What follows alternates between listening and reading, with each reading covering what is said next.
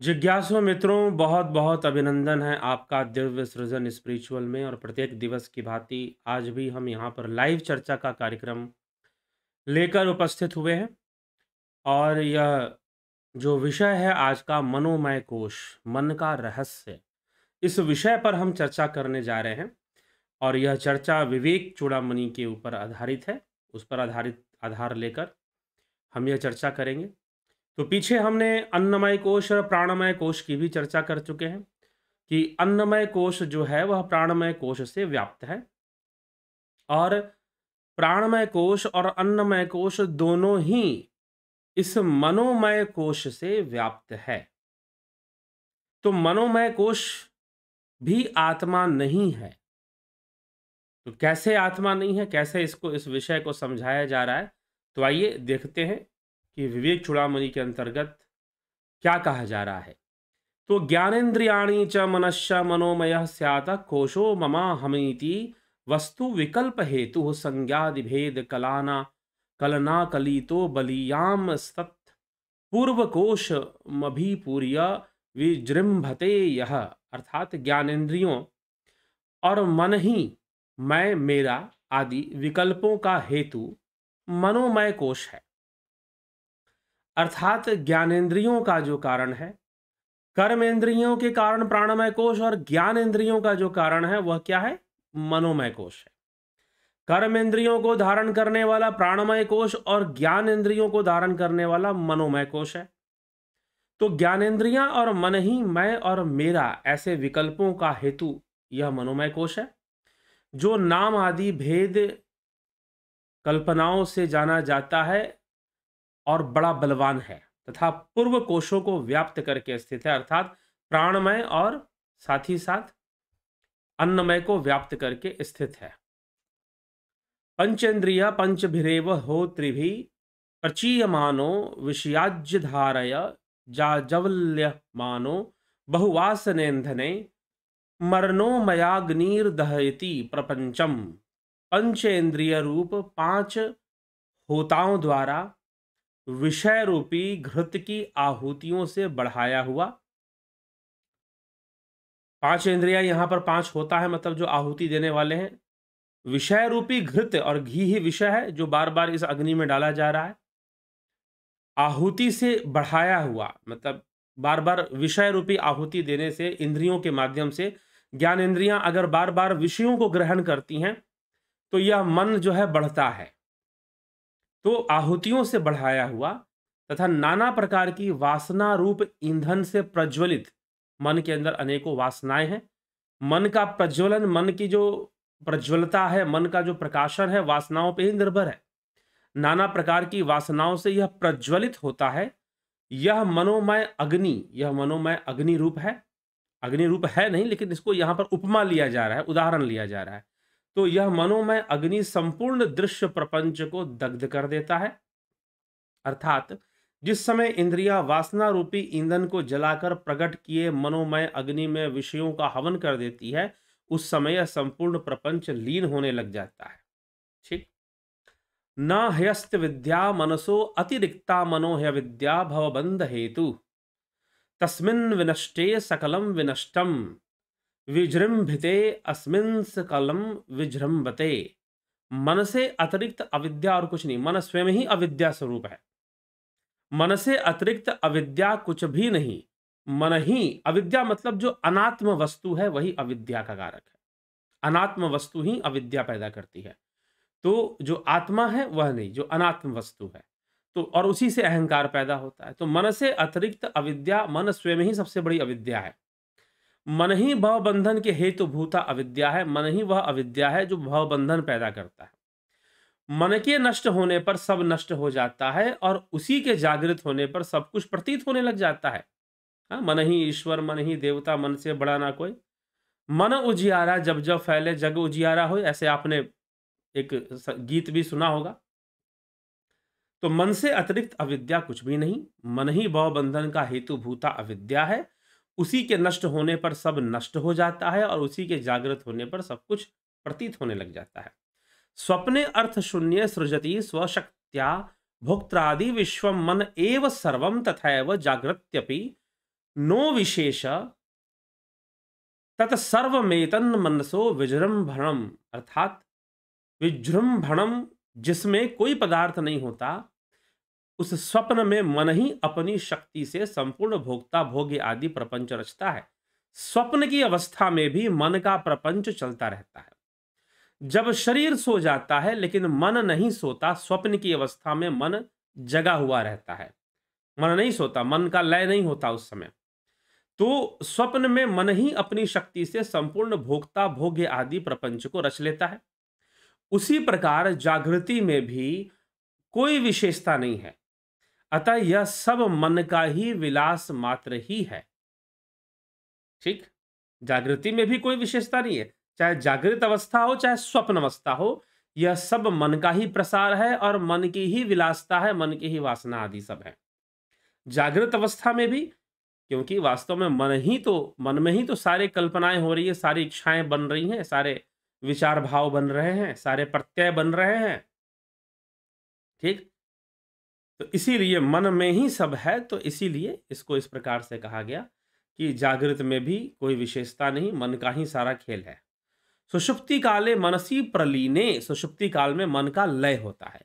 सुषुप्ति काले मनसी प्रलीने नैवास्ति किंचित सकल प्रसिद्धे अतो मनः कल्पित एव पुंस संसार एतस्य न वस्तुतो अस्ति, अर्थात सुषुप्ति काल में मन के लीन हो जाने पर कुछ भी नहीं रहता, यह बात सबको विदित है।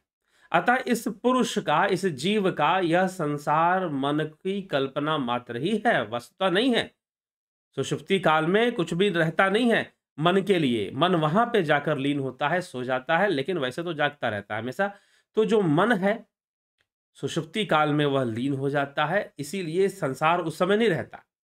सुषुप्ति काल में संसार का अस्तित्व नहीं रहता, इसी कारण से जो मन है उसके लिए संपूर्ण संसार कल्पना मात्र ही है। अष्टावक्र महागीता में भी ऐसी चर्चा मिलती है जो यहां मिल रही है। ठीक है, संसार एतस्य न वस्तुतो अस्ति अतो मनः कल्पित एव पुंसा, सारा संसार मन की कल्पना मात्र है। वायुना नीयते मेघः पुनस्तेनैव नीयते, मनसा कल्पयते बंधो मोक्षस्तेनैव कल्पयते। मेघ वायु के द्वारा आता है और फिर उसी के द्वारा चला जाता है। इसी प्रकार मन की बंधन की कल्पना होती है और उसी से मोक्ष की। अब देखिए, मन यहां पर साधन भी बन गया, भोग और मोक्ष दोनों का। तो प्रकृति की अभिव्यक्ति, जीव अभिव्यक्ति ही मन के रूप में हो रही है। तो जैसे मेघ वायु के द्वारा आता है और फिर उसी के द्वारा चला भी जाता है, मतलब बादल आए, वायु के कारण आए, बरसात की और फिर चले भी गए। इसी प्रकार से मन से ही बंधन कल्पना होती है और मन से ही मोक्ष की इच्छा पैदा होती है, मन से ही मोक्ष की इच्छा पैदा होती है। तो इसमें मन ही सहायक बनता है। सर्वप्रथम मोक्ष, बंधन से मुक्त होने की इच्छा। देहादि सर्व विषये परिकल्प्य रागम बधनाति तेन पुरुषम पशुवद गुणेन वैरस्य मत्र विश्वत्सु विधाय पश्चादेनम विमोचयति तन्मन एव बंधात। यह मन ही देह आदि सब विषयों में राग की कल्पना करके उसके द्वारा रस्सी से पशु की भांति पुरुष को बांधता है और फिर इन विषवत विषयों में विरसता उत्पन्न करके इसको बंधन से मुक्त कर देता है। देखिए मन कितना, मन ही बंधन पैदा करता है और मन ही मुक्ति पैदा करता है। मन ही देह आदि सभी विषयों में राग की कल्पना करके अर्थात आसक्ति करके उसके द्वारा रस्सी से पशु की भांति जीव को बांध लेता है। तो जो बंध गया पशु की भांति, पाश में जो बंध गया वो पशु हो गया। और फिर इन विषयवत विषयों में विरसता, अब मन पहले राग पैदा करेगा फिर विराग पैदा करेगा। मन क्या करेगा, फिर इन्हीं जब देख लेगा कि भाई इसमें सुख नहीं है, यह संपूर्ण संसार का सुख तो मरु मरीचिका के समान है, यह मन ही जान लेगा। और फिर मन ही क्या करेगा, इसमें विराग उत्पन्न करके, पहले राग उत्पन्न करके फंसा देगा, बंधन युक्त कर देगा, फिर राग उत्पन्न करके बंधन से मुक्त होने का मार्ग भी प्रशस्त करेगा। यह मन ही करेगा, इसलिए मन रहस्यमयी है।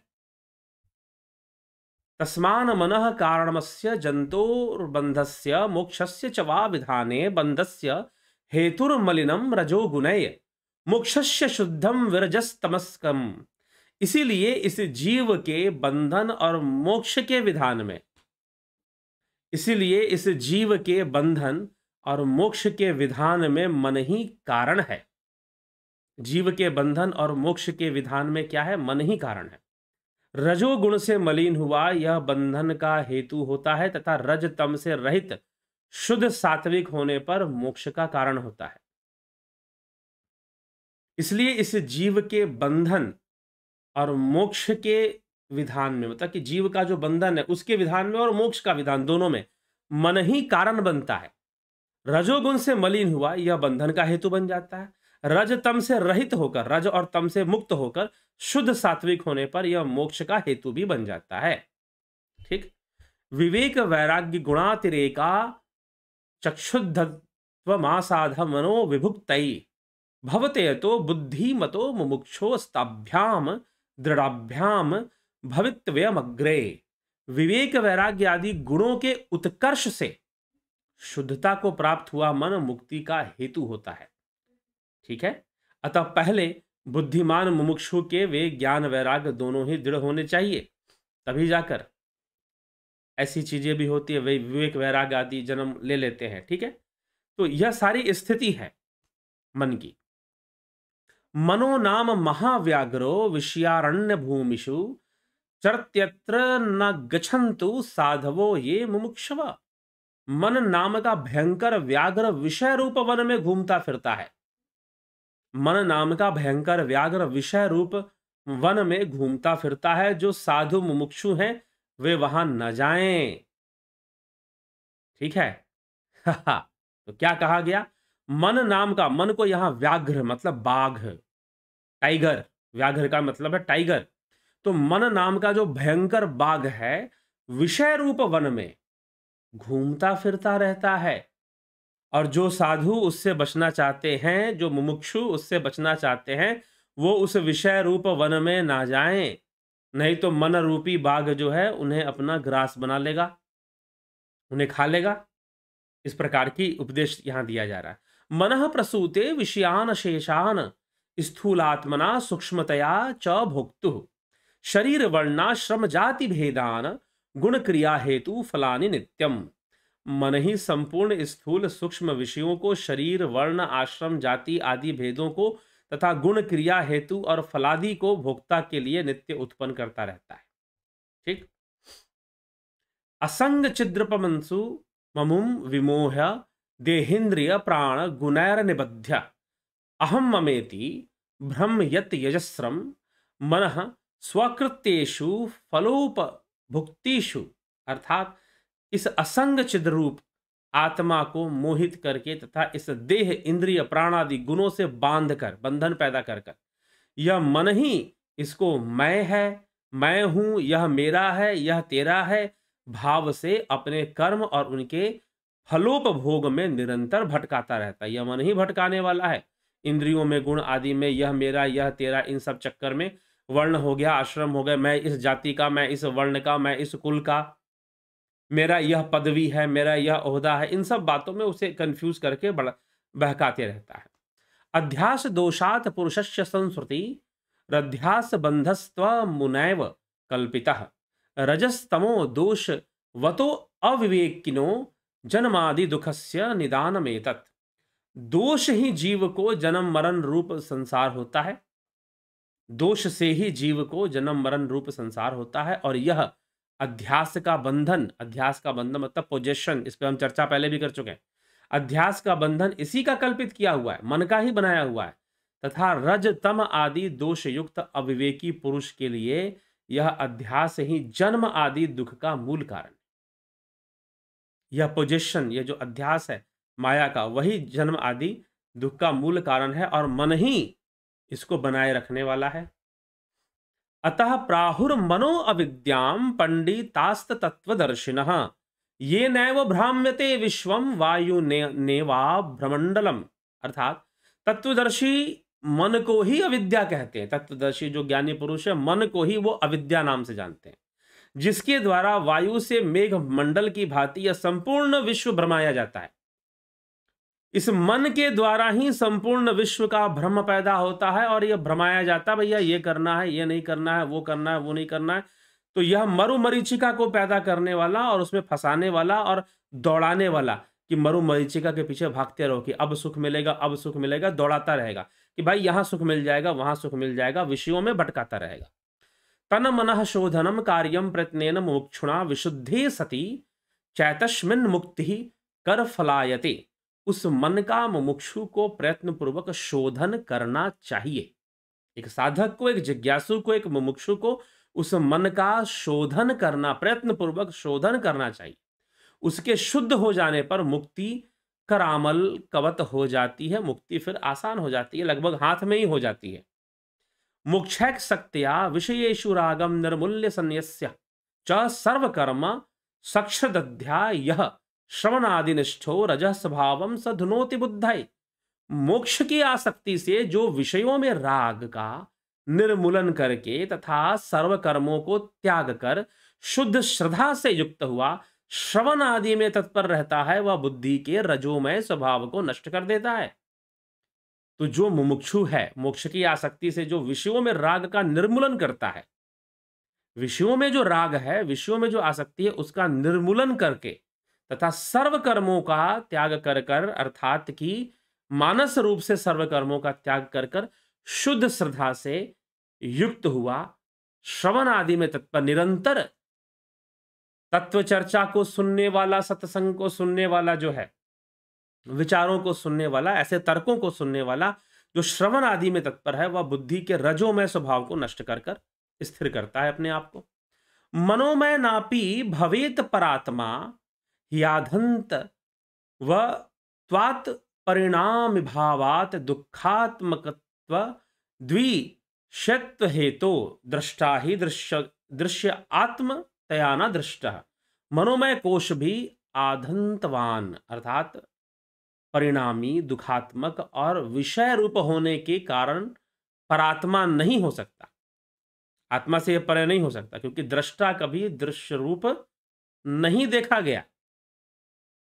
ठीक है, दृष्टा अर्थात दृष्टा कौन है? यहां पर आत्मा है।